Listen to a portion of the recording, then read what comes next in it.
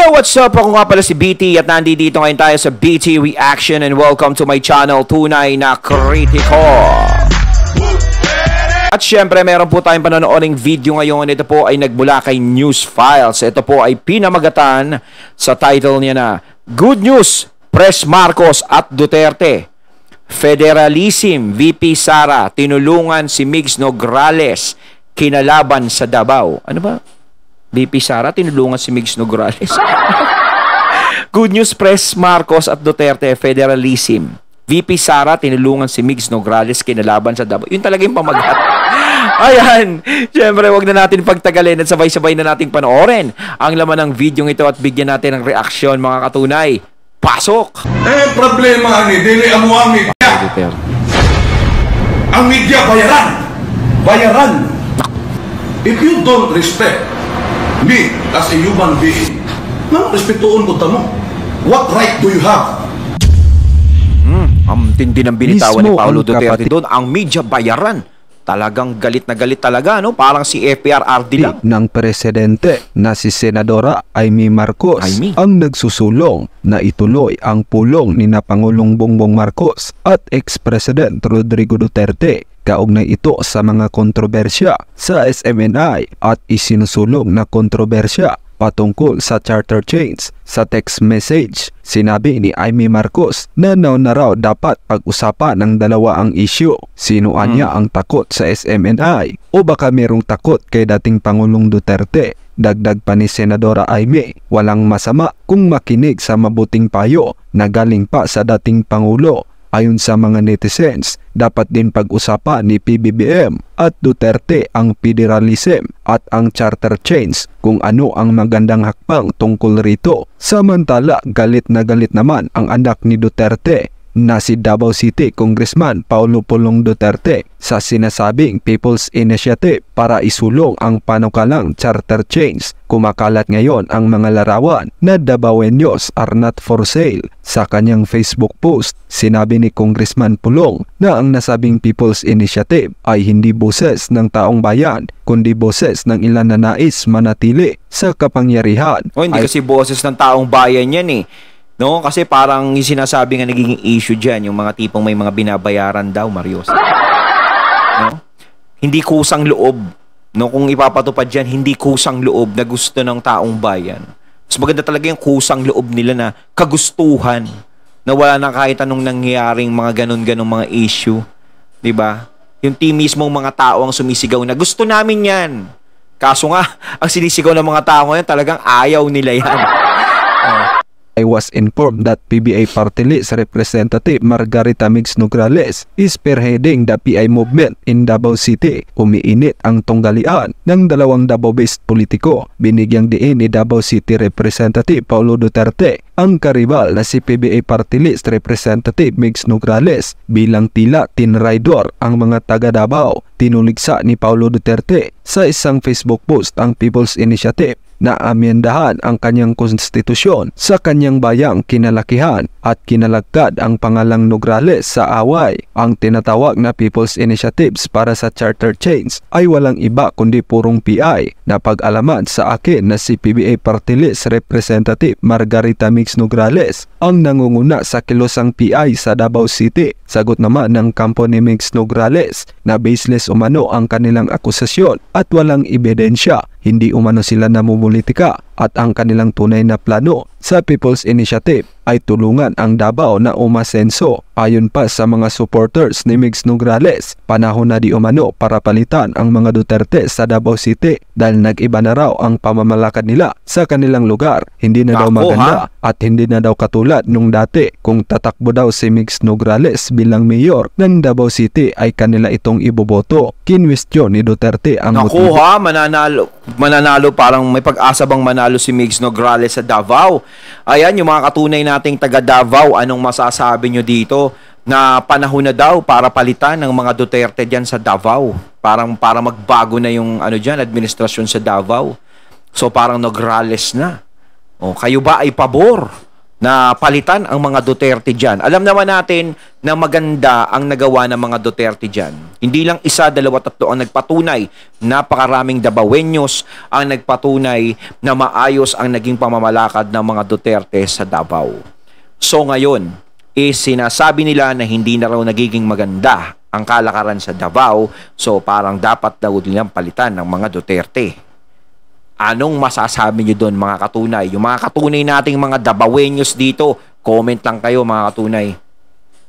Sa likod ng People's Initiative para sa charter change sa kanyang bayan, naniwala siya na maaaring ito ay isang pakana upang mapanatili ang piling iilan sa kapangyarihan. Labag ako sa inisyatiba ng mga tao dahil hindi ito boses ng mga tao kundi boses ng iilan na gustong ipagpatuloy ang kanilang sarili sa kapangyarihan. To all congressman ganging up on us, do not give me that kind of BS because I will not starve to death if you take my budget away. Ang kawawa is yung mga Davaoenos na bumoto kay PBBM. I also heard from reliable sources that even the senators are explicitly requested to refrain from putting projects in my district. Hindi ako luluhod sa inyo para mabigyan ng proyekto, lalo na at may 30% pang kinukuha ang isang peking Panginoon. Sino kaya ang tinutukoy ni Paulo Duterte na peking Panginoon? Talagang yung mga Duterte ang napapag-initan dito sa lagay na to.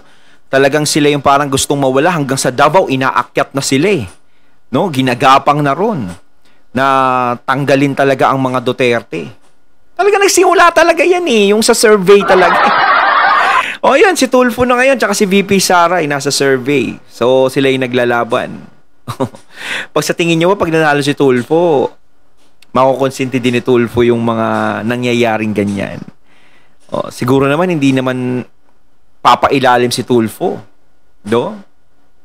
Tingin nyo mga katunay. O, ano kaya? Subaybayan ang susunod na kabanata.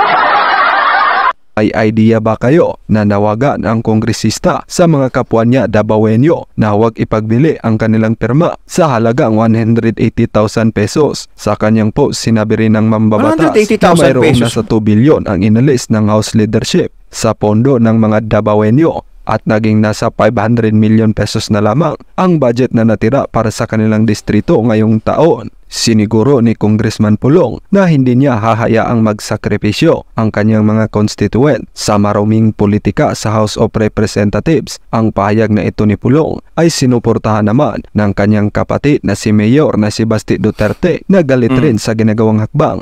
Ayon sa kanyang post, ganyan talaga ang politika. Magbibigay ng pera tapos sisingilin kayo hanggang sa kaapu-apuhan nyo. Disgusting. Hindi lang politiko ngayon ang ginigipit dahil isang netizens na rin ang nagsumbong at sinabing tila pinipilit sila kasi pag ayaw daw pumirma yung mga tao sa amin, hindi daw bibigyan ng ayuda. Makikita raw rito na maraming congressman ang hindi mahal ang kanilang distrito dahil sa sariling intensyon at pera. Minsan hinahayaan nilang maging mangmang para madali nilang maloko dahil sa hirap ng buhay. Maraming Pilipino ang ipinagbibili ang kanilang dignidad sa halagang 100 pesos. Ang mga Duterte at Nograles clans ay may Mantakin mo, 100 pesos lang naman yun. No? Kung ano lang mabibili mo sa 100 pesos ngayon? Sibuyas, kamatis. Ang patatas ngayon, napakamahal na, mag-isip kayo. Yung isang platong galunggong na nabibili natin dati, 20 pesos, naging 35, 40, naging 50. Ngayon is 100 pesos na pero yung laman ng plato napakakonti. No, hindi aabot. No, kung tatanghalian mo isang platong galunggong na 100 piso, hindi aabot ng gabi. No, kaya siyempre maging matalino kayo kahit papaano na kapag pumirma ba kami diyan at nabutan kami ng 100 piso is ano ba maitutulong niyan sa amin? Pantawid ba? Pero isipin nyo rin, yung tungkol sa, syempre, yung kinabukasan ng bayan, kung yan ba ang pagpirma nyo dyan o pagsang-ayon is makakatulong ba yan dito sa ating bayan. Ngayon, kung makakatulong yan at maganda naman ang pinapatakbo ng ano na yan, ang gusto nila ipatupad, is maganda, walang problema. Pero kung hindi maganda at nakikita naman natin, nadidinig kasi natin, ang daming kumukontra eh. Ang daming may hindi gusto. So, mag-isip ka muna. Diba? Hindi ko naman sinasabi na huwag kayong pumirma. No, kung gusto nyo pa yung kalayaan nyo yan. Pero, syempre, ako, kung sa akin yan, may magpapapirma sa akin, tatanungin ko muna, bakit ang daming nagagalit dito at maraming tutol dito sa pinapipirmahan nyo sa akin? Tapos sinabi, pirmahan mo yan, bibigyan ka namin ayuda, 20,000. Pag-isip ko na nun. Joke lang.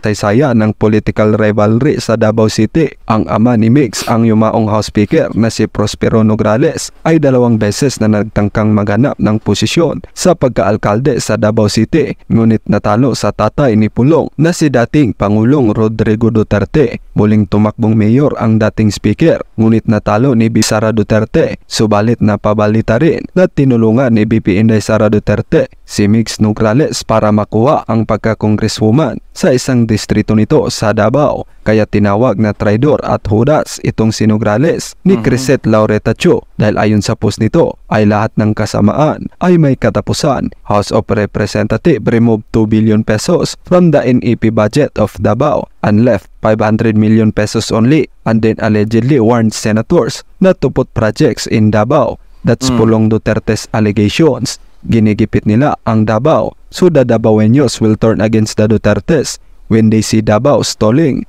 Remember, Davaoenos, it's House of Representatives that's stalling Davao's progress, and the leader of House of Representatives is Martin Romualdez, who may have money but cannot answer Pulong Duterte's allegations point on point kasi akala ata niya nasa Leyte pa rin siya at uncontested. And this is the leader you want to assure federalism, parliamentary and economic revisions. Pro-reformist, ganito ba ang federalism dapat? PS, traidor ka Mix Nograles for being party to this. Kahit taga Davao City ka at humingi ng tulong sa mga Duterte dati, traidor na peke na pabebe. Pwede, kung kayo ang tatanungin mga kababayan, sino ang kakampihan ninyo?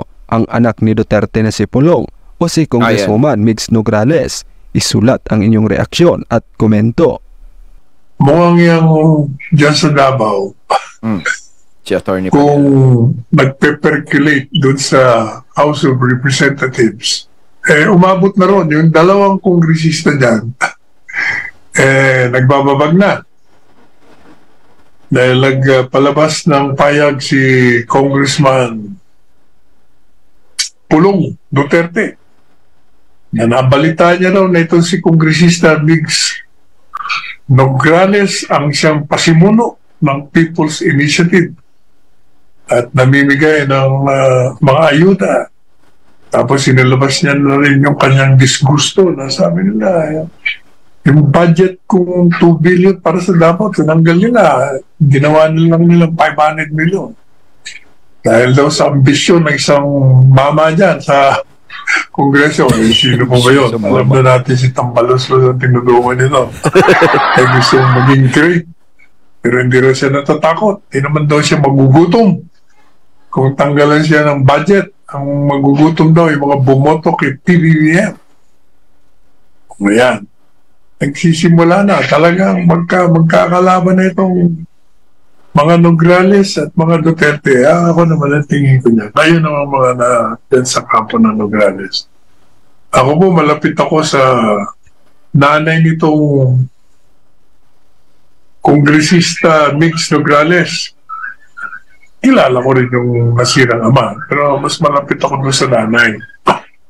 Kaya katunayan, namatay nga yung kanyang asawa na dating speaker. Kalaman ni Presidente Duterte yun. Lumipad ako sa Davao, nagbigay galang ako. Yung pong mga Nograles, kalaban na pusakal ng Pangulong Duterte nung siya'y mayor. Kalaban. Talagang nilabanan siya niyan. Hindi naman so parang ibig sabihin kalaban na pusakal, ano ba yung mortal na kalaban dyan sa Davao? No, kasi para magpusakal si Atty. Panelo talaga. Nananalo. Parang talo mga Nograles niyan. Hindi lang yan. Kasi malakas ang Duterte dun eh. Talagang kung titingnan nyo, yung kasaysayan na dalawa, talagang siniraan ng nasirang speaker. Dahil nga politika, magkawis politika. Pero, to the everlasting credit of the former president and former mayor of Davao City, hindi niya po naghiganti sa ginawang pagyurak sa kanyang reputasyon. Madaling sabi, pinatawad niya. Ang ginawa niya nga, yung anak, ginawa niyang dating kongresista na wala na, ginawa niyang miyembro ng kabinete. At ngayon, nung hindi na siya miyembro ng kabinete dahil tapos na ang administrasyon ng Duterte, tinulungan niya na makakuha ng appointment dyan sa Commission of Civil Service. O di, ang madalit sabi, yung mga Nograles, malaki ang utang na loob sa mga Duterte. Hindi lang yan, yung pinaka malapit na kaibigan ni Mayor Duterte, dating Pangulo sa Davao, na si Pastor Apollo Siki Bunoy, ay may impluensya doon sa mga may control ng SMNI. At dahil dyan, dahil nga mga Nograles napalapit na uli sa mga Duterte, napakadali niyang makakuha ng programa dyan sa SMNI. At pati na sa eskwelahan ng Kingdom of Jesus Christ sa College of Law, nagturo din siya. Kaya nakita mo yung benepisyo, pero yung ginawa niya ngayon, na nagsulong siya ng resolusyon na pinapaimbisigahan niya at pinasuspindi niya habang nag-iimbisigahan, na sinunod naman itong bugoy na National Telecommunications Commission. Talagang sukdulan na yun. Palagay ko hindi napayuan ng tama itong si Kongresista Mix. Hindi tayo nagkausap kasi. Dapat nagkausap tayo. Dapat kinausap mo muna si Atty. Panelo. Mas ano yan, di ba? Kumbaga, dapat ginawa mo siyang advice. Diba, Atty. Panelo? Hindi, magaling magsalita to si Atty. Panelo. Madalas din ako makinig dito. Mali ang diskarte. Anyway, yun ang punto po ng People's Initiative. Kasi may mga pumupula dyan. Dahil yun daw liderato ng Kongreso. Yan ang nasa likod. Kasi gusto nila na amendahan ang saligang batas. And there are only three ways by which you can do that. One, by People's Initiative, taong bayan mismo mag-initiate. Pangalawa naman, Constituent Assembly. Na yun ang sinusulong nila na may problema because gusto nila sila lang. Dahil ayaw pumayag ng Senado eh. And under the Constitution, the Constituent Assembly has to be called by both. Kaya parang inichipwera nila yung Senado eh. Kasi tutol talaga dyan eh. Tapos yung mga congressman nila, tayo na lang ang mag-ano kung ayaw nila. Pero hindi maganda yon. Kailangan nandoon pa rin yung pabor ng Senado. Kasi parang nabaliwala yung Senado sa eksena eh. Mas powerful kami kaysa sa inyo. Parang ganun yung nangyari. House and the Senate. Gusto nila suluhin. So mahirapan sila. Unconstitutional. At yung pangatlo, tatawagan ng People's Convention. Constitution Convention. Medyo mahal. Nakaalalam pa. Gagastos ka naman. So, since hindi sila successful dyan sa Kongreso, ang ginagawa nila People's Initiative. Ang problema, eto na.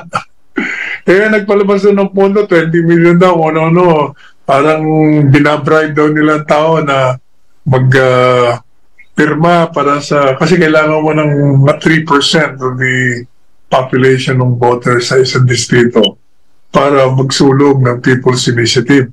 Yun ngayon, parang, you're bribing people to change the Constitution. Bibigyan daw ng tig-100. Ang reaction ko walang galang nga. 100 piso? No? Sana mapupuno yung 100 piso? Sabi ko. Billion na ninala ako ng mga walang yung opisyal. Yung 100 na yun, sa tingin ko, Yung tama-tawag lang mobilization pa. Siyempre pagagalawin mo, kayatin mo. Pero hindi po yon ang mahalaga. Kasi yon yung 100 pesos na mobilization, pangikahit lang yung pamasahe, pagkain para pumirma ka. Yung pagpirma lang para tumawag, hindi ho yun ang pag-aproba ng saligang batas. Yan ay first stage pa lang. Magkakaroon pa ng discussion dyan, kung anong provision.